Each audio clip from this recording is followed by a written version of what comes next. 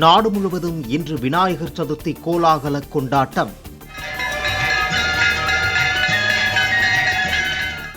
வினை தீர்க்கும் விநாயகருக்கு வீடுகள் தோறும் படையலிட்டு வழிபாடு.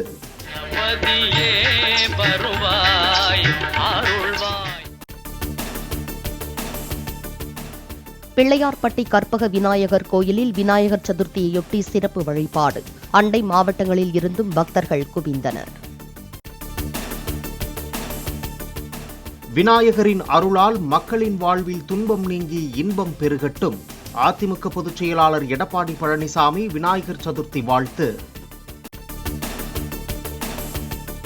உலக அமைதியை நாடும் வாசகம் பதித்த விநாயகரின் மணல் சிற்பம். பூரி கடற்கரையில் சுதர்சன் பட்நாயக் வடிவமைத்த மணல் சிற்பத்தை காண சுற்றுலா பயணிகள் ஆர்வம். மும்பை சித்தி விநாயகர் கோவிலில் ஹிந்தி நடிகர் ரன்வீர் சிங் மற்றும் தீபிகா படுகோனே தம்பதி வழிபாடு. நிறைமாத கர்ப்பிணி தீபிகா படுகோனேவை பலத்த பாதுகாப்புடன் கோவிலுக்கு அழைத்துச் சென்றனர். தமிழ்நாட்டில் ராம்சர் அங்கீகாரம் பெற்ற 18 நீர்நிலைகள் மற்றும் சதுப்பு நிலங்களில் விநாயகர் சிலைகளை கரைக்க தடை. பழவேற்காடு ஏரியிலும் சிலைகள் கரைக்க அனுமதி இல்லை என தமிழ்நாடு மாசு கட்டுப்பாட்டு வாரியம் அறிவிப்பு. விநாயகர் சதுர்த்தியை முன்னிட்டு சென்னை மாநகரம் முழுவதும் 1519 விநாயகர் சிலைகளை அமைக்க காவல்துறை அனுமதி. பாதுகாப்பு பணியில் 16,500 போலீசார் 2,000 ஊர்காவல் படையினரை ஈடுபடுத்த முடிவு. தேசிய நல்லாசிரியர் விருதுகளை பெற்ற ஆசிரியர்களுடன் பிரதமர் நரேந்திர மோடி கலந்துரையாடல். கற்றல் மற்றும் கற்பித்தல் தொடர்பாக ஆசிரியர்களின் அனுபவங்களை கேட்டறிந்தார். சென்னை அசோக் நகர் மற்றும் சைதாப்பேட்டையில் உள்ள அரசு பள்ளிகளில் பேச்சாளர் மகாவிஷ்ணு சர்ச்சைக்குரிய வகையில் சொற்பொழிவாற்றிய விவகாரம். சம்பந்தப்பட்ட இரு பள்ளிகளின் தலைமை ஆசிரியர்களை பணியிட மாற்றம் செய்து பள்ளிக்கல்வித்துறை நடவடிக்கை. பள்ளி நிகழ்ச்சிகளை வரைமுறைப்படுத்த புதிய வழிமுறைகளை வகுத்து வெளியிட முதலமைச்சர் மு.க.ஸ்டாலின் உத்தரவு. அறிவியல் பூர்வமான கருத்துக்களையும் வாழ்க்கை நெறிகளையும் மாணவர்கள் பெற்றிடும் வகையில் வழிமுறைகள் வகுக்க ஆணையிட்டுள்ளதாகவும் வலைப்பதிவு. தமிழகத்தில் ஏற்கனவே உள்ள தொழிற்சாலைகளுடன் மீண்டும் ஒப்பந்தம் மேற்கொள்ள முதலமைச்சர் வெளிநாடு செல்ல வேண்டிய அவசியம் இல்லை என இபிஎஸ் கருத்து. பாட்டு பாடிக்கொண்டு சைக்கிள் ஓடவும் ஜிம்முக்கு போகவும் மக்கள் வரி பணத்தில் முதலமைச்சர் வெளிநாட்டுக்கு சென்றாரா எனவும் கேள்வி. மோட்டிவேஷனல் ஸ்பீக்கர் என அறிமுகம் செய்து கொண்டு வள்ளலாரின் புத்தகத்தை மேற்கோள் காட்டி பேசியதால் மகாவிஷ்ணுவை சந்திக்க அனுமதித்தேன். மகாவிஷ்ணுவை சந்தித்தது போன்ற புகைப்படம் வெளியானது குறித்த கேள்விக்கு அமைச்சர் அன்பில் மகேஷ் விளக்கம். மோட்டிவேஷனல் ஸ்பீச் என்ற பெயரில் பள்ளியில் நடந்த சொற்பொழிவு நிகழ்ச்சி தொடர்பாக கல்வி அதிகாரிகளுடன் பள்ளிக்கல்வித்துறை இயக்குநர் ஆலோசனை. சொற்பொழிவு போன்ற நிகழ்ச்சிகளுக்கு பள்ளிக்கல்வித்துறையின் முன் அனுமதி பெறுவது கட்டாயம் என அறிவுறுத்தல். ஆன்மீக சொற்பொழிவு விவகாரம் சர்ச்சையை ஏற்படுத்தியுள்ள நிலையில் அரசு பள்ளிகளில் தனியார் அமைப்பினரின் நிகழ்ச்சிகளுக்கு தடை விதித்தது பள்ளிக்கல்வித்துறை.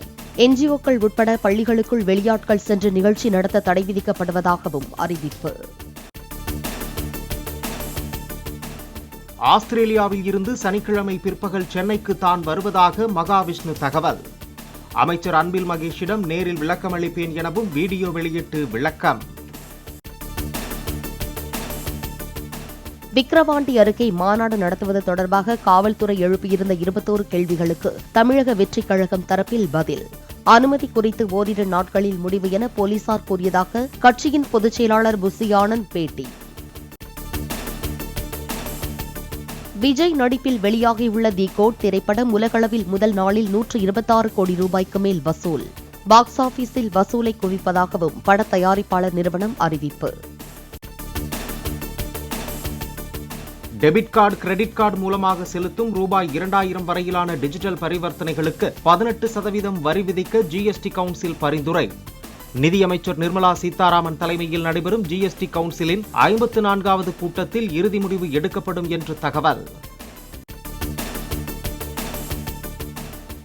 தனிநபர் லொகேஷன்களை மற்றவருக்கு காட்டிக் கொடுக்கும் ஃபீச்சர்ஸ் டெலிகிராம் ஆப்பிலிருந்து நீக்கம்.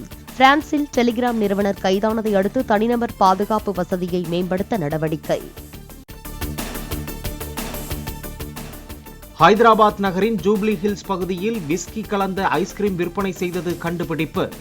சமூக வலைதளத்தில் விளம்பரம் செய்து விற்பனை நடைபெற்ற கடையில் இருந்து 12 கிலோ ஐஸ்கிரீம் பறிமுதல். சென்னையில் ஆபரண தங்கத்தின் விலை சவரனுக்கு 400 ரூபாய் உயர்ந்து 53,760 ரூபாய்க்கு விற்பனை. 1 கிராம் தங்கத்தின் விலை 50 ரூபாய் உயர்ந்து 6,720 ரூபாய்க்கு விற்பனை. தீ வைத்து கொல்லப்பட்ட உகாண்டா ஓட்டப்பந்தய வீராங்கனையின் பெயரை ஒலிம்பிக் விளையாட்டு அரங்கிற்கு வைக்க முடிவு. ஒலிம்பிக்கில் பங்கேற்ற உகாண்டா வீராங்கனை ரெபேக்கா செப்டேஜி சாதனைகளை போற்றி பெயர் சூட்டப்படுவதாக பாரிஸ் மேயர் தகவல்.